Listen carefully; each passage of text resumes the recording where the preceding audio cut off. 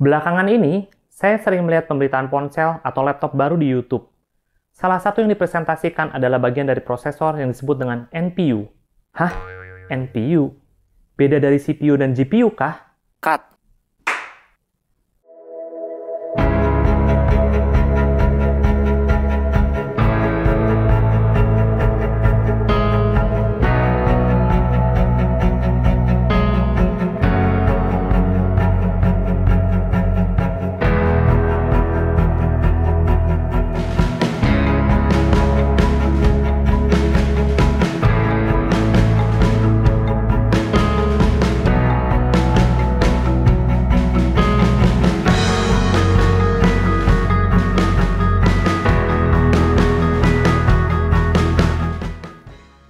Sebelumnya, untuk mendapat pemberitahuan ketika video baru muncul, klik subscribe dan nyalakan loncengnya.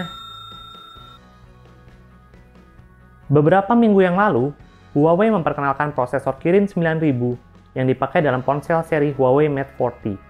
Dalam presentasinya, Huawei menyebutkan beberapa spesifikasinya seperti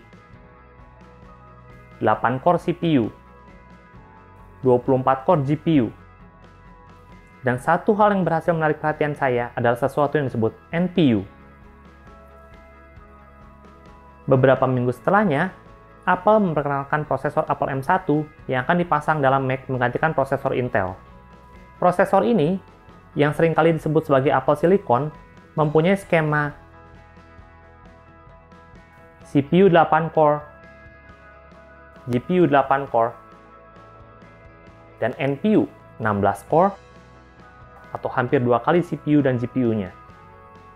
Hal ini membuat saya penasaran, apa itu NPU sampai diterangkan dalam presentasi produk, dan seperti apa penggunaannya dalam perangkat masa kini.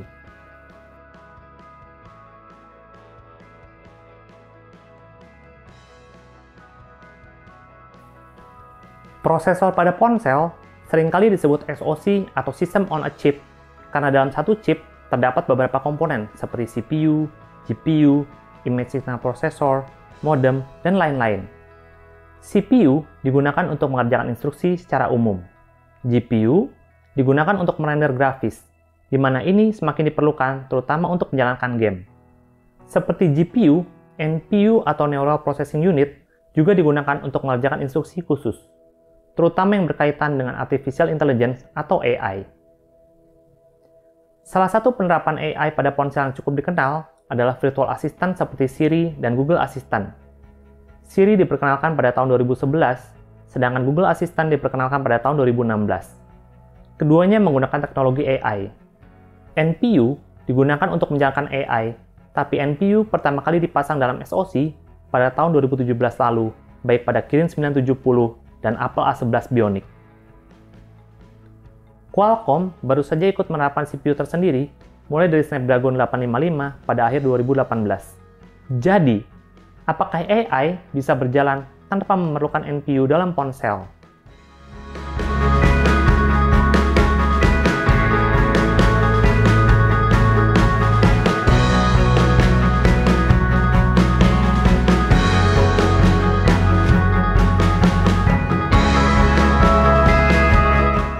Itu adalah iklan Siri dari 9 tahun yang lalu.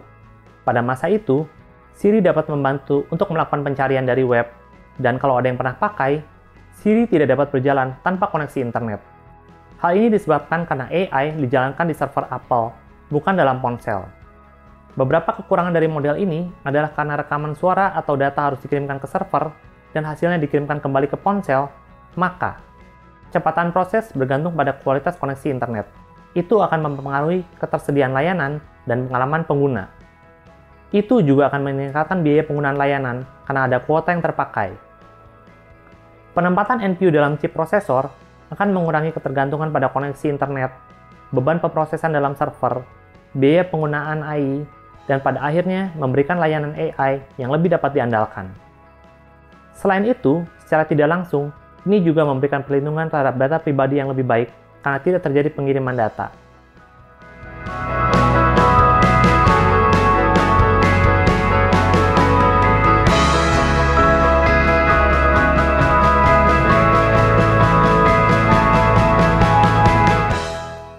Ini adalah ringkasan penerapan AI dalam ponsel pada produk Apple, dan itu bermula pada A9 yang diperkenalkan pada tahun 2015. Pada masa itu, chipset belum dilengkapi dengan NPU, sehingga beban pemrosesan AI pun dilakukan oleh CPU dan GPU. Sampai tahun 2017, penggunaan AI dalam ponsel masih terbatas pada aplikasi yang dibuat oleh Apple.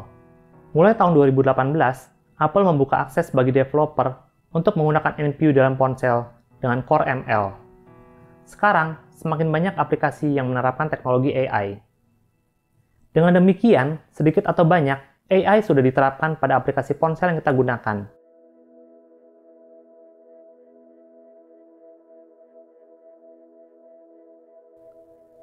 Ini seperti sesuatu yang sederhana, tapi AI digunakan untuk membantu pencarian dan memberikan rekomendasi video pada Netflix.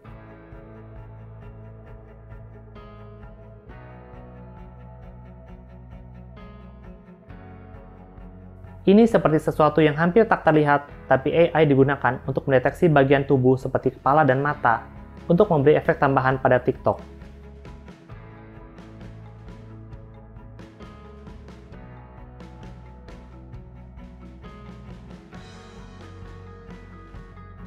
Ini seperti sesuatu yang meledakkan kepala, tapi AI juga dapat digunakan untuk mempertajam gambar yang diperbesar pada Pixelmator.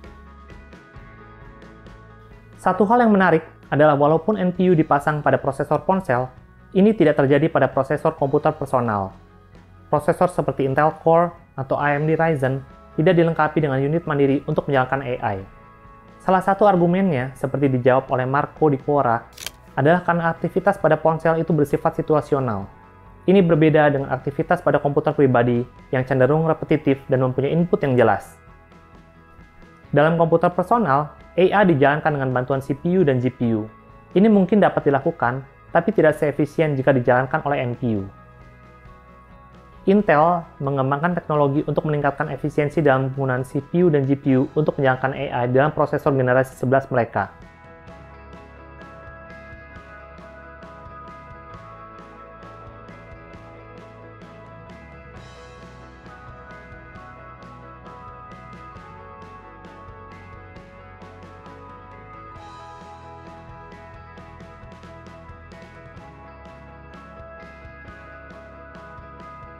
Dalam video ini, terlihat penerapan AI ketika dipakai untuk mengisolasi subjek pada gambar.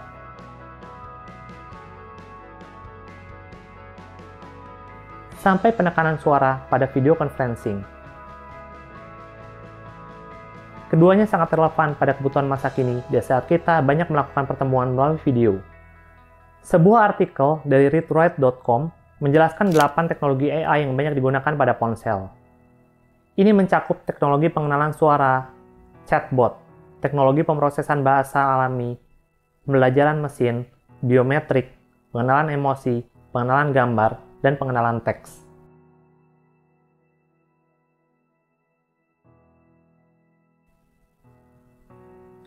Jadi, NPU itu merupakan unit yang mempunyai fungsi spesifik untuk menjalankan AI. NPU lebih banyak dipasang pada prosesor ponsel karena sifat penggunaan ponsel yang situasional. Secara tidak sadar, AI sudah diterapkan dalam aplikasi ponsel yang kita gunakan, terutama untuk mendeteksi gambar maupun suara. AI juga digunakan untuk memberi respon seperti menambahkan efek atau mengurangi noise. Saya Adi, ini Stay Alive Official Channel. Sampai jumpa lagi, dan satu hal lagi,